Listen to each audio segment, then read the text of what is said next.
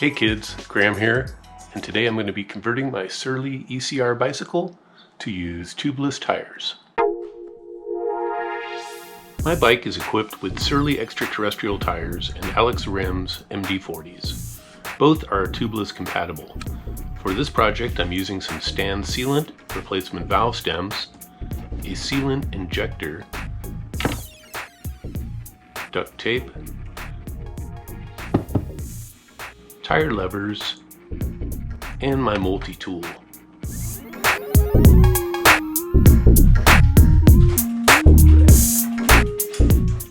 I'll start by removing the front wheel. This bike is really easy to get the wheels on and off. It's the first bike I've had with through axles and disc brakes, and it makes wheel removal pretty simple. Deflate the tire, then remove the tire and the existing rim tape.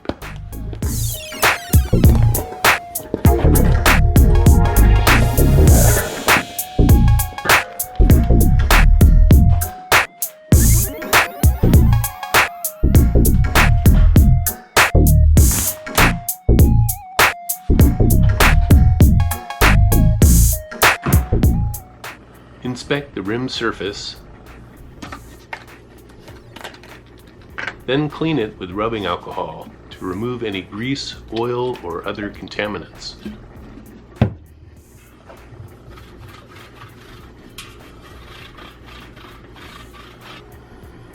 Measure the inside width of the rim. It's roughly 1 3/4 inches on this rim. Cut some of the duct tape to the measured width. I used the end of a 2x4 as a guide, as it is just about 1 3/4 inches tall. Apply the duct tape to the rim. Start at a point away from the valve stem hole and circle the rim once and overlap by a few inches at the end. Work out any pockets of error and try to get it nice and even. Locate the hole for the valve stem and poke through the duct tape with an awl or a small screwdriver or small knife. I tried to clean up the edges of the hole around the duct tape with a large drill bit. Install the new valve stems into the rim.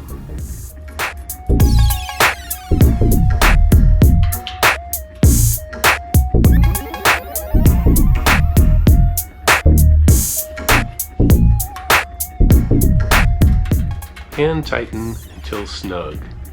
No need to overdo it.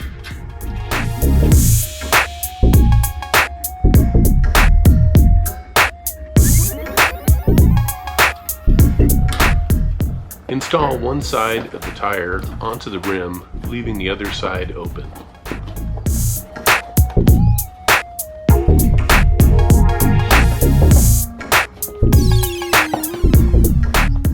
Use the injector to squirt some sealant into the bottom of the tire.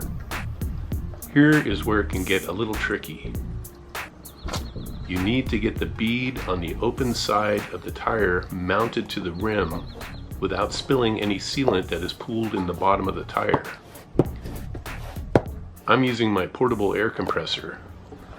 I think a manual tire pump might make this step pretty difficult.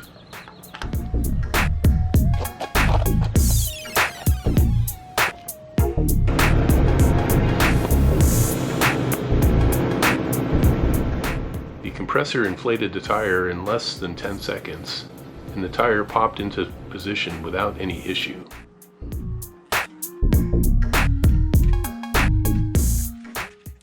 I'll now repeat the same process for the rear tire.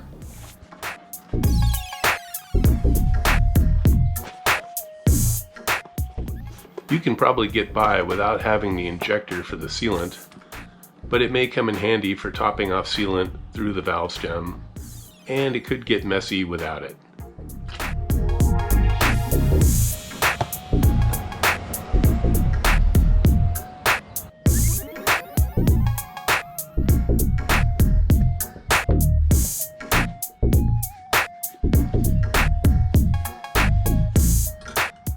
When I fill this rear tire with air, you can hear the tire pop into position.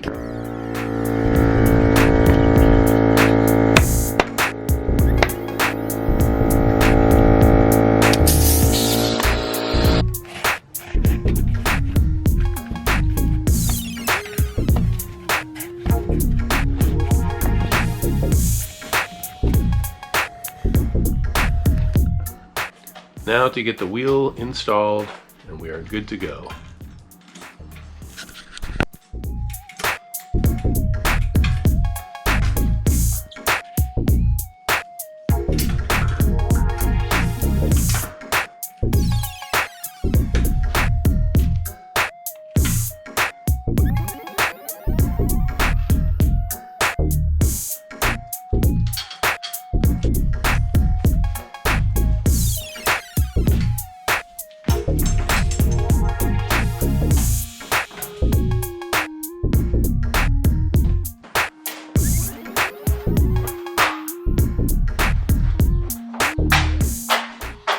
Alright, well that wasn't as difficult as I thought and didn't take too long. So I think I've been successful. I'm going to take it for a little spin now and see how it works out.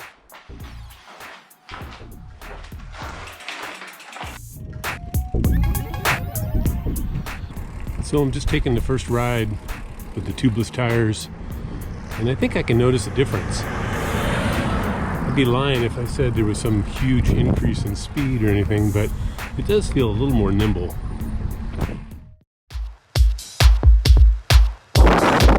So it's been about 24 hours since I took the tubes out and put the sealant in. So I felt I was safe to really pump it up.